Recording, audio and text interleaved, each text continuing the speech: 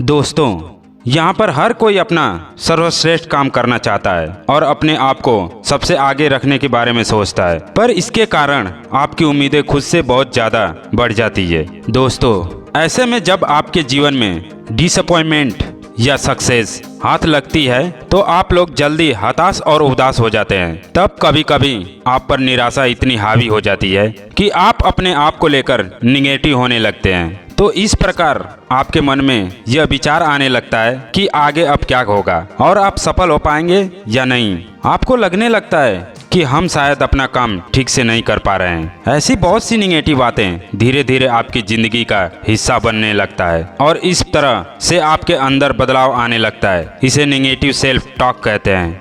दोस्तों, इसमें क्या क्या परेशानियां होती है? सबसे पहले तो इसमें आपको कंफ्यूजन बढ़ने लगता है। आप किसी काम में पहले से बहुत ज़्यादा समय लगाते हैं और आप हर काम में ज़रूरत से ज़्यादा दूसरों से मदद मांगते हैं और स्वयं पर कॉन्फिडेंस कम हो जाता है।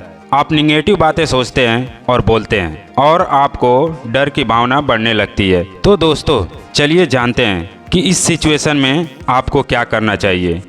फर्स्ट है रिमूव योर निगेटिव वर्ड्स, यानी कि आप अपना निगेटिव नकारात्मक शब्द हटाएं। दोस्तों, आपको अपने दिमाग में आने वाले निगेटिव शब्द को हटाकर पॉजिटिव में बदलें। जैसे आप सोचते हैं कि मेरे जीवन में बहुत सारी परेशानियां हैं, इसमें आप परेशानियां शब्द को हटाकर चुनौतियां कर लें। जैसे आपके जीवन में बहुत सारी अपॉर्चुनिटी है। दोस्तों, इससे आपके दिमाग में एक अलग तरह की भावना विकसित होगी और आप अपने जीवन में आने वाली चुनौतियों का मजबूती से सामना कर सकेंगे।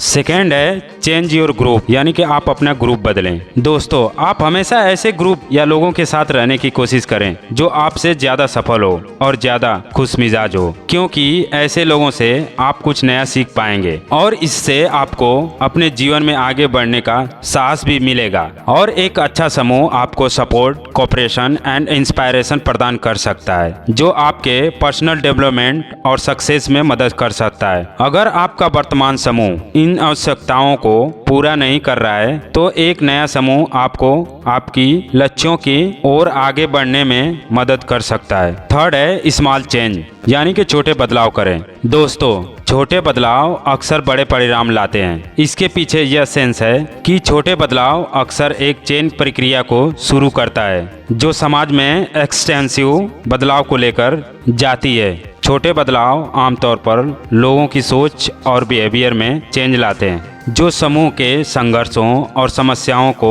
हल करने का एक इनिशियल कदम साबित होता है। फोर्थ है आइडेंटिफाई योर सेल्फ, यानी कि खुद को पहचानें। दोस्तों, सबसे पहले आप अपनी कमजोरियों और इच्छाओं की एक लिस्ट बनाएं। आप अपनी इच्छाओं को बढ़ाने का तरीका सोचिए और आप सिर्फ उन्हीं पर ध्यान दें। दोस्तों, खुद को समझना और पहचानना मानव जीवन में सफलता का कुंजी हो सकती है। खुद को पहचानने का पहला कदम यह है कि आप अपने गुणों और दोषों को समझें। इसके लिए आपको अपनी स्वाभाविक ट्रेंड, इंटरेस्ट एंड कैपेबिलिटी को जानना चाहिए।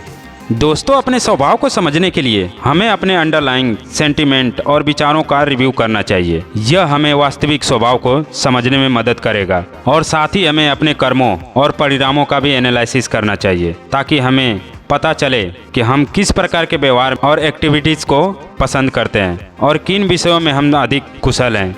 दोस्तों, खुद को पहचानने से आपको अपने लक्ष्य और मूल्यों का भी पता चलता है, जो आपके जीवन को इम्पोर्टेंट दिशा में ले जाता है। इसके अलावा आप खुद को समझने से आप अपने टेम्परेरी एंड परमानेंट विकल्पों के बारे में भी पता चलता है, जो आपको अपने जीवन में डिसीजन लेने में मदद करता है। फाइव्थ है लर्न समथिंग न्यू, कुछ नया सीखें। दोस्तों, सीखना हमारे जीवन का इम्पोर्टेंट हिस्सा होता है। अगर हम कुछ नया सीखते हैं तो यह हमें नई चीज़ों के बारे में जानकारी और समझ प्राप्त करने का एक यूनिक तरीका है। सीखने से हमारा ब्रेन एक्टिव रहता है और सोच को एक्सटेंड करता है। इसलिए नई जानकारी और नए स्किल हासिल करने से हमारा सेल्फ कॉन्फिडेंस भी बढ़ता है। दोस्तों, सीखने का प्रक्रिया एक यात्रा के समान होता है, जो नए रेफरेंस, एक्सपीरियंस और बाउंड्रीज का सामना करना पड़ता है। सीखने का सबसे इम्पोर्टेंट पहलू होता है जिज्ञासा, इसलिए आपको कुछ नया जानने की इच्छा और उत्साह होना चाहिए। सिक्स्थ है increase your physical and mental abilities. अपनी शारीरिक, मानसिक और क्षमताओं को बढ़ाएं दोस्तों। और अंत में आप अपनी डेली रूटीन में खाने पीने और एक्सरसाइज का विशेष ध्यान रखना चाहिए। इसके लिए आप कोई भी लापरवाही ना करें। साथ में मेडिटेशन करें, म्यूजिक सुनें और कुछ समय के लिए आप अपने आप पर ध्यान